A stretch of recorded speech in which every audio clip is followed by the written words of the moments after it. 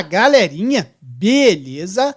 Eu sou Marcelo Bolinha e estou resolvendo exercícios de lançamento oblíquo e lançamento horizontal. Vou fazer agora a seguinte questão. Em plena aula, um aluno inclina sua mesa segundo um ângulo de 30 graus que é horizontal e, utilizando a ponta do dedo indicador, golpeia um pedaço de giz sobre a carteira. Após um breve voo, o giz atinge uma carteira da classe na mesma altura em que foi lançado. Dados: o módulo da velocidade do giz no momento do lançamento foi de 10 metros por segundo. O giz praticamente não encostou no tampo da mesa no momento do lançamento. A aceleração da gravidade igual a 10 metros por segundo ao quadrado e desprezar a resistência do ar ao movimento do giz.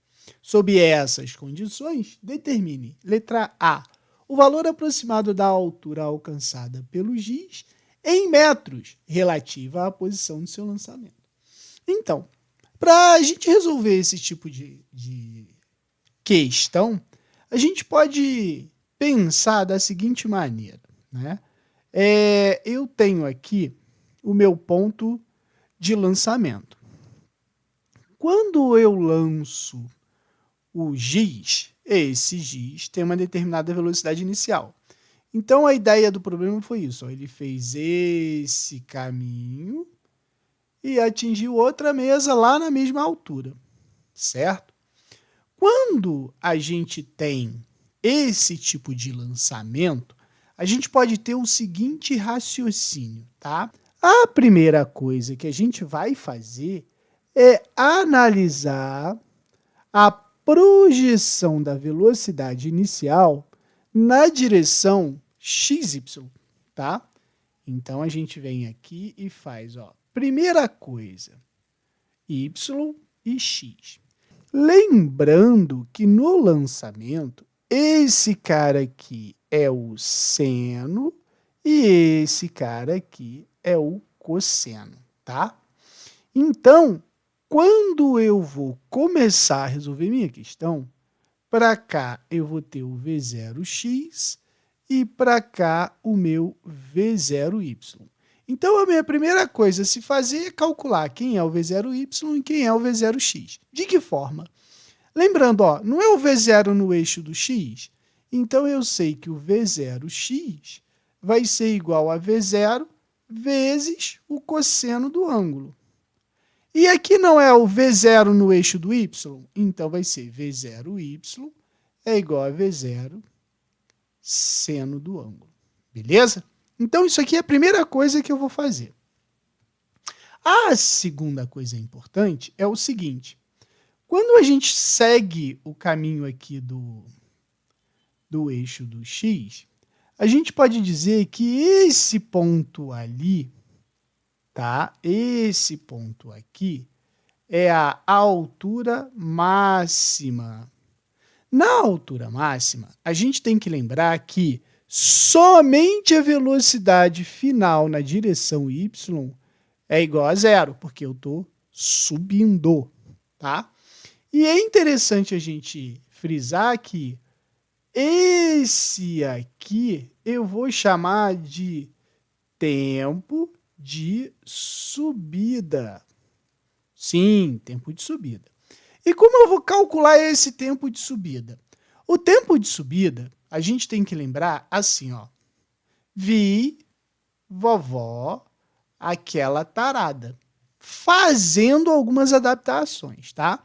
Como a subida ela sempre vai ser na direção do eixo y, então eu vou botar assim, vy é igual a v0y menos gt. Bola porque é menos. Veja bem, quando o corpo está subindo, tá, a orientação da trajetória é para cima.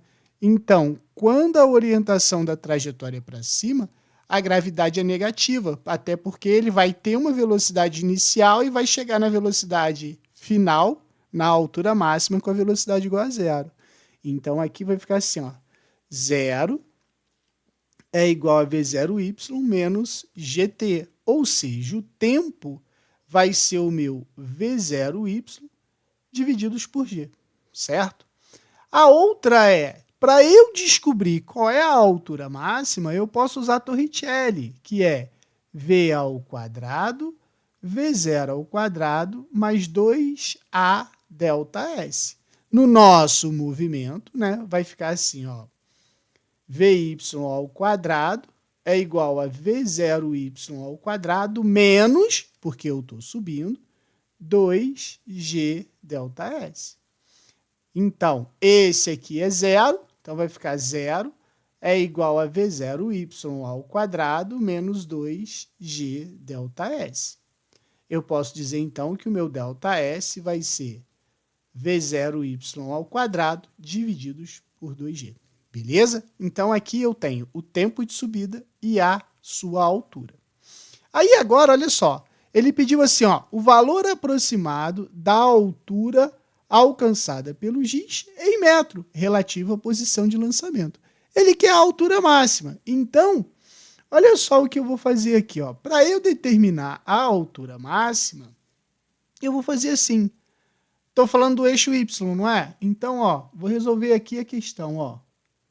V0y vai ser igual a V0 seno do ângulo de lançamento, que o problema falou que foi 30.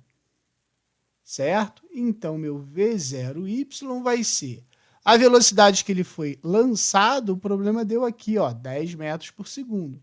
Então, vai ficar 10 vezes seno de 30, a gente sabe que é 1/2, né? Então, meu V0y vai ser 10 vezes 1/2, 5 metros por segundo. Para eu determinar a altura, ΔS é igual a 5, que é o meu V0y ao quadrado, divididos por 2 vezes a gravidade, que é 10. Então, meu ΔS vai ser 25 divididos por 20. Isso aqui vai me dar 1,25 metros. Beleza? Agora, olha isso aqui. O tempo em que o tempo de voo do giz em segundos, no momento do seu lançamento, até o instante em que ele atinge a outra carteira. Então, nessa situação, a gente tem que lembrar o seguinte, o giz saiu daqui, né? Ele foi lançado com uma velocidade inicial. Ele foi até a altura máxima, certo? E voltou até a carteira. Aí, a gente tem que lembrar que, quando a gente está pedindo, né, o tempo de voo, ele quer o tempo total. O tempo total é igual ao tempo de subida mais o tempo de descida. Como a gente já viu aqui, ó, o tempo de subida, tá vendo? É V0y sobre g. Mas o tempo de subida é igual ao tempo de descida. Então, eu posso dizer que o meu tempo total vai ser igual a quem? Veja bem, T é igual a V0y sobre g, não é? O meu V0y não vale 5? Então, vai ficar assim, ó. O meu tempo vai ser igual ao meu V0y divididos por g. Então, meu tempo vai ser 5 divididos por 10 é igual a 0,5 segundos. Então, o que aconteceu? Ele demorou 0,5 segundos para subir, mais 0,5 segundos para descer. Ou seja, ele demorou no total 1 segundo todo o seu movimento. Beleza? Qualquer dúvida, deixe nos comentários que eu te respondo.